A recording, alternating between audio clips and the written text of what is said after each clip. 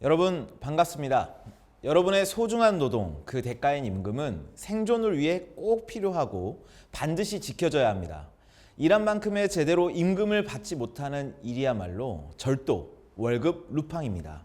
뭐니 해도 제대로 알고 제때에 제대로 받는 내 월급이 가장 중요합니다. 잃어버린 월급을 찾아서 여러분이 아직 받지 못한 임금 절대 놓치지 않겠습니다. 떼인 돈을 받아드립니다. 저는 노무사 최한솔입니다. 여러분, 최근 충격적인 뉴스가 있었습니다. 임금 체불액이 2조 원에 육박한다는 뉴스였는데요. 일한 대가로 받는 임금을 제대로 받지 못한 노동자가 무려 15만 명을 넘어섰다는 소식이었습니다. 물론 한 번도 좋은 적이 없었던 경제 상황 탓도 있겠지만요. 유독 우리나라의 체불임금 규모는 크고 점점 더 늘어나는 경향이 있습니다. 많은 전문가들이 우리나라가 임금을 제대로 주지 않는 것, 즉 임금 체불에 대해서 관대하기 때문이라고들 말하는데요. 미국에서는 임금을 체불하는 것을 절도로 보기도 하고요. 가까운 일본에서는 수치로 여기기도 합니다. 그런데 우리나라는 유독 사업을 하다 보면 그럴 수 있어, 오죽하면 그럴까 라고 보는 경향들이 있는 데다 처벌 수위도 굉장히 낮습니다. 제가 11년째 징역이나 큰 벌금형을 받은 분을 딱 한 분 봤으니까 제 경험에 비추어서도 강력한 처벌이 이루어지지 않는 것만 같습니다. 하지만 월급을 생계의 기초로 활용하는 노동자의 삶에서 그저 스쳐 지나갈 뿐이라는 월급이 제때 제대로 지급되지 않는다는 것은 생존을 송두리째 흔드는 사건일 수밖에 없습니다. 게다가 임금 체불은 특히 영세할수록 불안정할수록 저임금 일자리에서 더욱더 많이 발생하고 이런 곳일수록 체불임금을 끝내 제대로 받기가 어렵다는 점에서 굉장히 위험합니다. 이토록 위험한 체불임금을 만났을 때 우리는 어떻게 해야 빠르게 임금을 받을 수 있을까요? 체불임금 대응 방법에 대해 오늘 알아보고자 합니다. 그렇다면 임금 체불은 왜 일어날까요? 노동부에 접수된 신고 사건들을 분석해 보면요. 가장 흔한 원인은 경영 악화입니다. 결국 사용자가 임금을 지급하기 어려워지기 때문입니다. 그렇다면 우리는 어떻게 이런 것들을 미리 알고 대비할 수 있을까요? 임금 지급 원칙이 어긋나는 순간을 주의 깊게 살펴보는 것이 중요합니다. 근로기준법은 임금을 지급할 때 4가지 원칙을 지키도록 정하고 있습니다. 첫 번째, 본인에게 직접 지급해야 하고요. 두 번째, 약속된 임금 전액을 지급해야 합니다. 그리고 세 번째, 한 달에 한 번 약속된 날에 매월 1회 이상 정기적으로 지급해야 합니다. 네 번째, 실제로 사용할 수 있는 통화, 그러니까 실제 즉시 지급받으면 사용할 수 있는 돈으로 지급해야 합니다. 이 4가지 원칙이 깨어지는 상황을 우리는 임금 체불이라고 부릅니다. 사업주가 노동자에게 임금을 줄 때 꼭 지켜야 하는 이 4가지 원칙이 흔들린다면 임금 체불이라는 먹구름이 다가오고 있다는 것을 의미하는데요. 만약 임금이 전액 지급되지 않고 조금씩 나누어져서 들어오거나 월급이 입금되는 날이 매번 달라져서 불안정해진다거나 또는 회사의 제품이나 상품권으로 임금을 지급하는 일이 생긴다면 이건 임금 체불이라고 볼 수 있는 겁니다. 이러한 상황에서는 임금 체불에 대비하고 자신의 권리를 지키기 위한 조치를 취하는 것이 매우 중요합니다. 임금 체불이 발생하면 어떻게 해야 할까요? 노동청에 가셔야 된다고요? 맞습니다. 하지만 잠시만요. 하나씩 해보는 겁니다. 노동청에 가시기 전에 해야 할 일이 있습니다. 가장 먼저 해야 할 것은 임금 체불에 대한 증거, 정확한 임금 계산을 위한 자료를 모으는 것입니다. 가장 확실한 증거는 약속된 임금, 지급된 임금을 살펴볼 수 있는 근로계약서나 임금명세서인데요. 만약 이 2가지가 없더라도 괜찮습니다.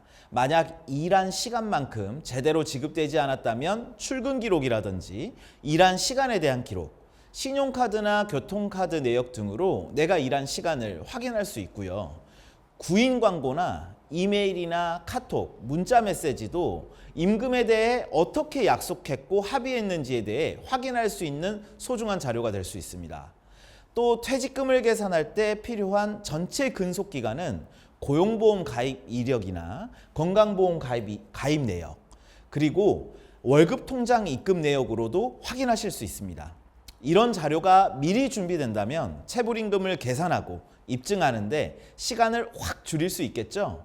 관련 문서를 확보해 보세요. 그리고 노동청을 찾기 전에 여러분 주변에 있는 우리 같은 노동인권센터, 상담센터, 지원센터를 찾아가 보십시오. 정확하고 신속하게 체불임금에 대해 대응할 수 있을 겁니다. 체불임금을 정확하게 계산하셨나요? 이 임금을 받기 위해서는 반드시 노동청을 통해 절차를 진행하는 것이 좋습니다. 민사소송을 제기하거나 합의를 시도할 수 있지만요, 노동청을 거치는 것이 보다 빠르고 정확하게 임금을 청구를 할 수 있는 방법입니다. 혹시나 사업주가 최대한 노력할 테니까 노동청에 신고는 일단 하지 말라고 한다고요? 또는 노동청에 신고하면 더 늦게 지급하겠다고 엄포를 놓지는 않습니까? 그렇다고 할지라도 노동청에 신고하는 것이 가장 빠른 지름길입니다. 약속된 임금 지급일을 지난 시점부터, 퇴사한 날로부터 14일이 지난 시점부터 노동청에 이를 해결해 달라고 하는 진정이나 또는 사업주를 처벌해 달라고 요구하는 고소 절차를 진행하실 수 있습니다. 임금을 못 받은 날로부터 임금 청구는 3년까지, 그리고 처벌을 원한다고 처벌 신고는 5년까지 가능합니다. 여러분의 의견에 따라 사업주를 처벌할 수도 처벌하지 않을 수도 있는데요. 당연히 처벌을 원한다고 명확하게 밝히는 것이 체불임금을 빠르게 확보할 수 있는 방법일 겁니다. 노동청에 진정 또는 고소가 접수되면 적어도 한 번은 반드시 노동청에 출석하셔야 됩니다. 특별사법경찰 권한을 가진 근로감독관으로부터 조사를 받게 되기 때문입니다. 시간이 얼마나 걸리냐고요?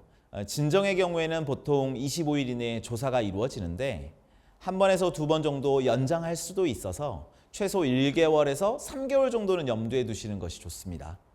형사처벌을 요구하는 고소의 경우에는 처리기한이 2개월, 이 역시 한 번에서 두 번 정도 연장할 수 있으니까 6개월 정도 소요된다고 생각하시면 좋겠습니다. 게다가 사업주가 출석을 제대로 하지 않거나 필요한 자료가 갖춰지지 않거나 서로의 의견이 너무 다르다, 이럴 때에는 소요 시간이 더욱 길어지기 마련입니다. 따라서 정확한 근거 자료를 확보하는 것이 시간을 단축하는 데 중요한 포인트가 되겠죠. 노동청은 조사를 통해 체불임금이 확인되면 사업주에게 임금을 지급하도록 시정 지시서를 보냅니다. 노동자에게는 체불임금 등 사업주 확인서라는 확인서를 지급합니다. 사업주가 만약 시정 지시를 이행하지 않거나 이행에 상관없이 노동자가 처벌을 원하는 경우 형사처벌을 위해 검찰로 송치합니다. 내가 받지 못한 체불임금, 노동청에 신고 접수할 때 양식이 별도로 정해져 있냐고요? 정해진 것은 없습니다. 정확하게 민원인 정보, 사업장 정보, 체불임금 내역이 담긴 진정요지만 적혀 있으면 됩니다. 그래도 불안하시다고요? 노동청 민원실을 찾으시면 양식이 구비되어 있고요. 노동포털 홈페이지를 찾으시면 기본 진정서 양식이 제공되니까 걱정하지 마세요. 도움이 필요하시면 우리 센터로 연락하시고요. 노동청 조사도 받았고 체불임금 등 사업주 확인서까지 발급받으셨다고요? 그런데 사업주가 지급하기 어렵거나 지급을 하지 않으려고 한다고요? 그럴 때 필요한 것이 대지급금 제도입니다. 국가가 체불된 임금을 사업주를 대신해서 지급해 준다고 해서 대신 지급, 대지급금 제도라고 부르는데요. 예전에는 체당금 제도라고 불렸습니다. 경영이 어려워 지급할 수 없는 상황이거나 특별한 사정이 없는데도 사업주가 임금을 지급하지 않는 경우 대지급금 제도를 활용하면 체불임금을 받을 수 있습니다. 대지급금은 간이 대지급금과 도산 대지급금으로 나뉘는데요. 회사가 도산하지 않는 경우, 그러니까 우리가 일반적으로 받는 체불임금에 대해서는 간이 대지급금을 이용하는 것이 더 빠릅니다. 이 간이대지급금은 최종 3개월분의 임금, 휴업수당, 출산 전후 휴가급여, 그리고 최종 3년분 퇴직금 중에 최대 1,000만 원까지를 국가를 통해 대신 지급받을 수 있는 제도인데요. 노동청에서 체불임금 관련 사업주 확인서를 받았거나 소송을 제기해서 법원에서 확정 판결을 받은 재직 중이거나 퇴직한 노동자가 신청하면 이 범위 안에서 최대 1,000만 원을 근로복지공단이 신속하게 지급합니다. 예를 들어 3개월분의 임금이 700만 원이고 퇴직금이 700만 원이다. 확인되더라도 최대 1,000만 원까지만 우선 지급받을 수 있습니다. 나머지 권리가 사라지는 것은 아니고요. 남은 금액은 민사소송을 통해서 지급을 청구하실 수 있습니다. 임금체불을 만났을 때 가장 중요한 것은 무엇일까요? 세 가지 핵심 포인트가 있습니다. 첫 번째, 정확하게 계산하는 겁니다. 임금체불이 발생했을 때 자신이 받아야 할 금액을 정확하게 계산하는 것이 매우 중요합니다. 아쉽게도 통장을 스칠 뿐인 내 임금, 정확하게 어떻게 계산되는 것인지, 계산이 틀리지 않았는지 정확하게 검토하지 않거나 못하고 만나지도 못한 채 스쳐 보내기만 하는 분들이 너무 많습니다. 계산 방법을 정확하게 알고 있어야 체불 여부도 알 수 있겠죠. 근로계약서, 임금명세서를 살펴보시고요. 근무한 시간, 시급, 그리고 추가 수당 등을 모두 포함해서 정확하게 계산되고 있는 것인지 한번 산출해 보는 것이 중요합니다. 그렇게 하려면 평소에 일하는 시간이나 지급받은 월급 내역들을 잘 관리하셔야 되겠죠. 이 과정이 명확해야만 이후에 체불임금이 발생하더라도 더 빠르게 대응할 수 있고 효과적으로 대응하실 수 있습니다. 또 법이 정하고 있는 수당, 법정 수당들을 꼭 알아두셔야 합니다. 주휴수당, 연장 야간 휴일수당, 연차유급휴가 미사용수당, 휴업수당, 해고해고수당, 퇴직금, 법정수당들이 있습니다. 만약 이러한 수당들의 이름을 들어보신 적이 없다면 또는 그 계산 방법을 잘 모르신다면 반드시 이걸 확인하고 이해하실 필요가 있습니다. 두 번째, 빠르게 받을 수 있는 방법을 찾는 겁니다. 임금체불이 발생한 후에는 가능한 빨리 해결책을 찾는 것이 좋습니다. 그동안 정을 생각해서 관계가 나빠질까 봐 주저하시는 경우도 많죠. 회사의 지급 시일을 확실하게 약속받거나 약속이 잘 지켜지지 않는다면 노동청에 진정을 제기하는 것이 가장 좋습니다. 어떻게 해야 할지 모르시겠다고요? 그렇다면 여러분의 지역에 있는 노동상담센터를 찾아 꼭 상담을 받아보시기를 권합니다. 적극적인 상담을 통해서 정확하게 임금을 계산하는 것뿐만 아니라 합의해서 간이대지급금까지 가장 빠르게 받을 수 있는 방법을 함께 논의하고 미리 찾아보실 수 있을 겁니다. 세 번째는 쉽게 권리를 포기하지 않는 겁니다. 사업을 하다 보면 그럴 수 있지 않느냐. 원만하게 해결하자. 회사가 문 닫으면 임금을 아예 못 받는 거 아니냐. 여러 가지 이야기가 있을 수 있습니다. 하지만 임금체불 문제는 결코 가볍게 넘겨서는 안 됩니다. 임금체불 사건에서 빠른 지급을 위해 또는 회사를 위해 자신의 권리를 포기하는 경우도 덜어 있지만요. 정말 당장 금전적인 문제를 벗어나기 위한 상황이 아니라면 임금체불 앞에서 당당하게 정확한 임금을 끝까지 요구하시는 것이 중요합니다. 그렇지 않으면 자칫 더 많은 것을 양보해야 하는 상황이 생길 수도 있으니까요. 또 빠르게 받는 것도 중요하지만 제대로 받는 것이 중요하다는 것. 정당하게 요구하는 것을 절대로 잊지 마십시오. 무엇보다 임금체불을 묵인하거나 포기하면 내가 아니더라도 누군가는 앞으로 비슷한 상황을 만나게 될 수밖에 없을 겁니다. 여러분의 소중한 노동과 시간, 그 대가인 임금은 생존을 위해 꼭 필요하고 반드시 지켜져야 합니다. 여러분의 용기와 관심이 더해진다면 사용자, 노동자 모두가 임금을 제대로 알고 제때에 제대로 주고받는 그날이 한 걸음 더 가까워지지 않을까요?